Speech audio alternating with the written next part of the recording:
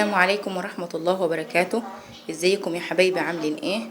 وبناء على طلباتكم عايزين تشوفوا الحمام بتاعي. انا بره كده الحمام عشان مرميش السلام كده جوه الحمام. نبدأ بسم الله الرحمن الرحيم. هندخل الحمام. ده الحوض بتاعي على جنب كده في اول الحمام. ده الباب وكده الحوض على طول. وده اعزكم الله التواليت. انا يعني بغسله كده حلو بفرش عليه المفرش المشمع ده، وبحط الادوات التنظيف اللي انا بستخدمها فوق السيفون بتاع التواليت. ودي الشطافة ولادي طبعا خلعينها كده بالشكل ده. الارضية انا غسلها كويس جدا، لسه ما فيش 5 دقايق غسلها ودعكها بالسلكة. انا ما بحبش ادعك بفرشة بتاع بسلكة وبايدي، بحس ان حاجة نطفت هي وانا بغسلها بايدي.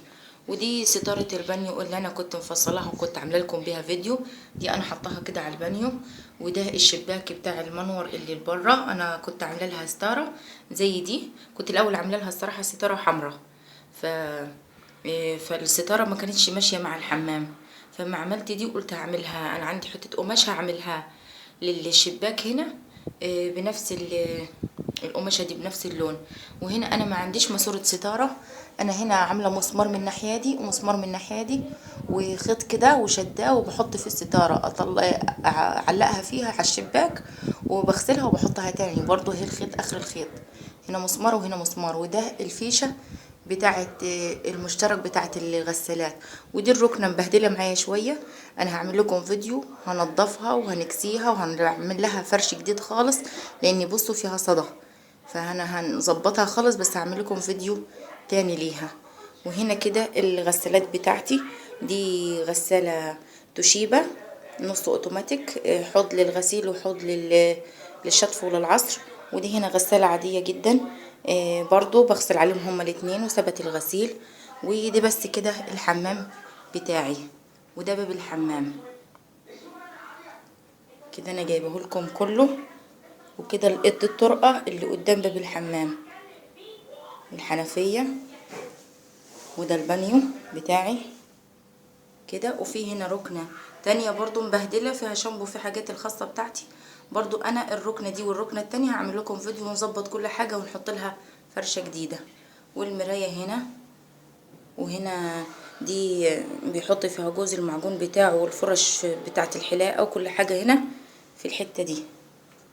بس كده كان الحمام بتاعي.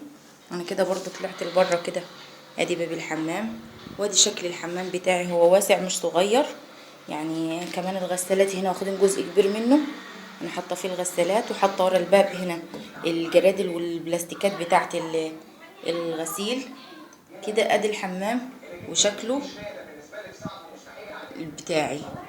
كنت بس بناء على طلبكم ان عايزين تشوفوا زي ما شفتوا المطبخ واغلب الشقة، كنتوا عايزين تشوفوا الحمام. هو ده الحمام بتاعي يا حبايبي. وفي الركن هنا فين الستارة، في انا حاطه بانيو صغير بتاع ابني اللي بحميه فيه. كنت بحميه هو صغير فيه، دلوقتي خلاص بطلت احميه فيه. وادوات برضو الجردل للمسح والادوات النظافة والمساحة ده ظهر منها. وده بالشكل ده. وانا بره الحمام كده. والسلام عليكم ورحمة الله وبركاته. شير وسبسكرايب، ويا ريت تشيروا الفيديو لكم ولحبايبكم. والسلام عليكم ورحمة الله وبركاته.